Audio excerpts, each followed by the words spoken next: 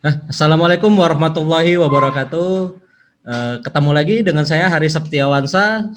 Senang hari ini bertemu dengan teman-teman sekalian, ketemu dengan sahabat-sahabat UMKM, sahabat-sahabat pebisnis yang luar biasa yang mau belajar dan yang mau bekerja keras. Ya, baik teman-teman sekalian, beberapa waktu yang lalu banyak sekali ya teman-teman kita dari kalangan dunia pebisnis, apalagi dengan melihat kondisi di saat ini banyak sekali keluhan-keluhan yang masuk nih teman-teman sekalian ya. Salah satunya keluhan yang banyak masuk itu adalah keluhan bagaimana sih menghadapi pelanggan gitu. Jadi hampir rata-rata 90% dari pebisnis awal yang kita temukan atau UMKM yang baru saja membangun bisnisnya itu ketika dihadapkan dengan keluhan pelanggan atau dihadapkan dengan komplain dari pelanggan itu serasa dunia kiamat teman-teman sekalian ya, serasa bisnis itu akan hancur lebur selamanya ya, benar nggak seperti itu kira-kira?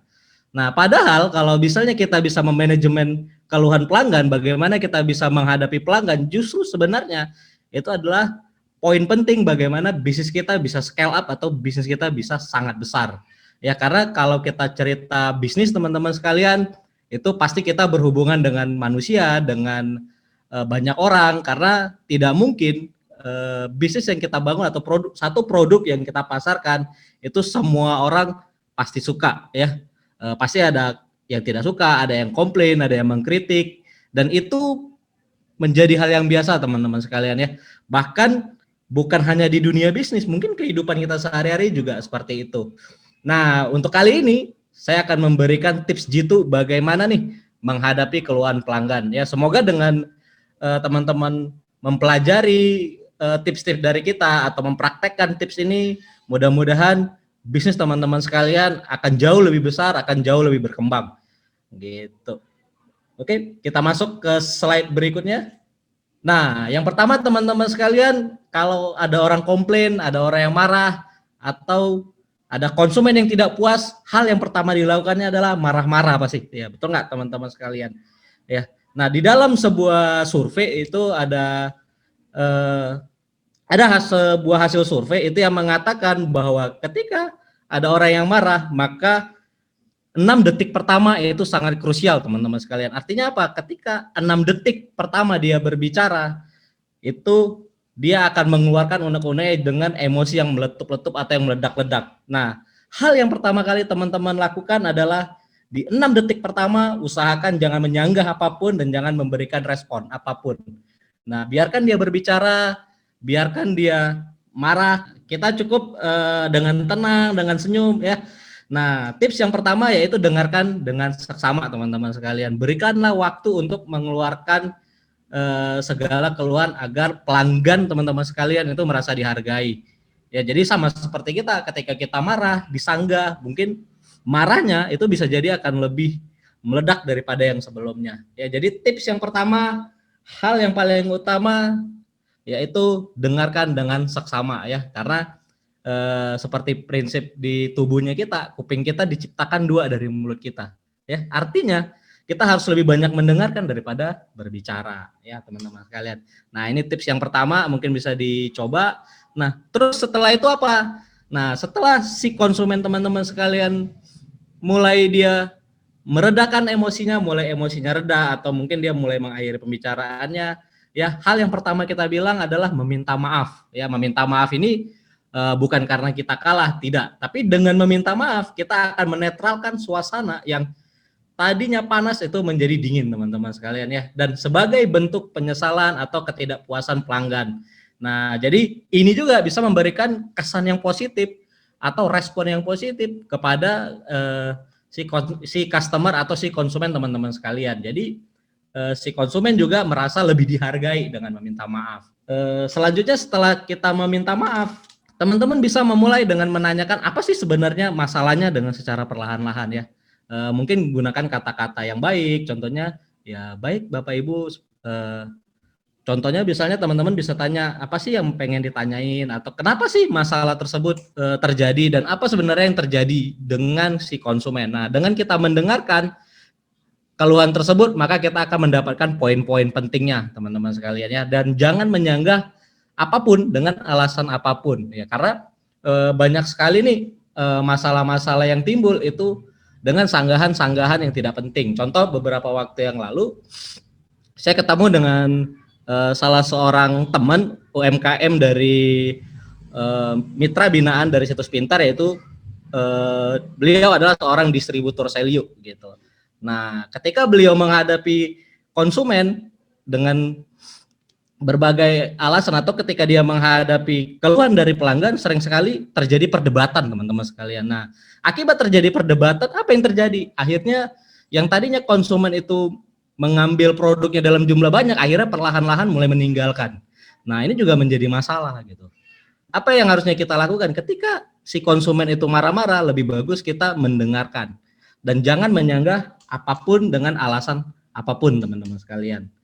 Nah, berikutnya kita mulai berbicara dengan sopan dan tenang sebagai bentuk pelayanan kita terhadap konsumen, teman-teman. Nah, dengan kita berbicara dengan sopan, dengan tenang, konsumen dengan sendirinya akan mampu meredakan emosinya. Nah, poin pentingnya salah satunya berbicara dengan sopan dan tenang gitu.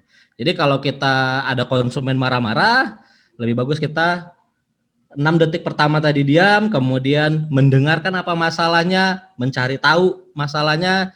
Nah, kemudian kita menanggapinya dengan sopan dan tenang setelah si konsumen itu menceritakan keluhan atau masalah-masalah yang timbul. Ya, teman-teman sekalian. Nah, setelah itu apa yang terjadi? Nah, berikan solusi terkait dengan keluhan. Ya, fokuslah dengan menyelesaikan apa yang dibutuhkan pelanggan, bukan menambah penjualan gitu. Contoh misalnya keluhan pelanggan nih yang sering terjadi, contoh dia pesan baju secara online nih ke teman-teman sekalian, dia pesan baju warna abu-abu gitu kan, atau ya warna abu-abu dan kemudian di deskripsi itu warnanya grey. Nah, akhirnya kan muncul tuh masalah, saya pesannya abu-abu kenapa yang muncul warna grey? Nah, berarti kan masalah warna. Nah, abu-abu ya sama dengan itu gitu. Nah, jadi fokus itu terkait dengan keluhannya saja, bukan menambah penjualan. Nah, kalau misalnya contoh dia pesannya warna gitu kan, pesannya masalahnya tadi warna abu-abu. Nah, jangan teman-teman tambahin dengan, oh kalau gitu pesan satu lagi saja Pak, kan bisa tambah yang baru gitu, atau bisa beli yang baru dari produknya kita. Nah, jangan teman-teman sekalian, karena banyak sekali hal ini terjadi justru malah memperumit masalah yang timbul di awal tadi gitu. Jadi berikan solusi terkait dengan keluhan pelanggan. Hal ini dilakukan sebagai bukti Anda bertanggung jawab terhadap produk yang Anda jual. Jadi kalau misalnya masalahnya tentang pengiriman, ya fokuslah dengan pengiriman produk. Kalau misalnya dia keluhannya tentang warna, ya berarti Anda harus memberikan solusi tentang warna tersebut. Dan sekali lagi tetap berbicara dengan sopan santun, teman-teman sekalian. Nah, berikutnya poin penting dari semuanya ini adalah setelah si pelanggan tadi merasa puas, mungkin merasa mendapatkan pelayanan yang terbaik, kemudian dia mendapatkan informasi yang benar, jangan lupa selalu lakukan follow up, teman-teman sekalian ya. Karena follow up itu akan membentuk kesinambungan dan akan membentuk satu hubungan yang baik ya. Follow up dilakukan untuk memastikan konsumen memperoleh solusi yang mereka butuhkan dan mencegah konsumen menunggu tanpa kepastian. Jadi setelah Anda berikan solusinya, teman-teman bisa hubungin lagi konsumen teman-teman sekalian untuk memastikan apakah dia sudah mendapatkan hasil yang dia harapkan gitu, teman-teman sekalian ya. Dan sekali lagi ketika Anda follow up juga jangan lupa tanyakan kembali apakah mereka membutuhkan bantuan lain terkait produk yang Anda jual. Jadi agar namanya hubungan antara konsumen dan pembeli itu bisa berlangsung secara terus-menerus, teman-teman sekalian ya. Karena kalau kita pelayanannya bagus, produk Anda bagus, hubungan Anda dengan konsumen juga bagus, maka konsumen juga betah belanja di tempat Anda, teman-teman sekalian. Tuh. Nah, baik, mungkin itu saja yang mungkin hari ini bisa sampaikan. Nah, buat teman-teman yang hari ini mungkin ingin mengembangkan bisnisnya, itu bisa melalui Situs Pintar ya. Jadi teman-teman bisa membuat website mungkin atau membuat layanan COD, itu semua bisa dilakukan bersama Situs Pintar. Nah, baik teman-teman, itu saja yang bisa saya sampaikan. Sampai jumpa di lain kesempatan, sampai jumpa di materi berikutnya. Wassalamualaikum warahmatullahi wabarakatuh.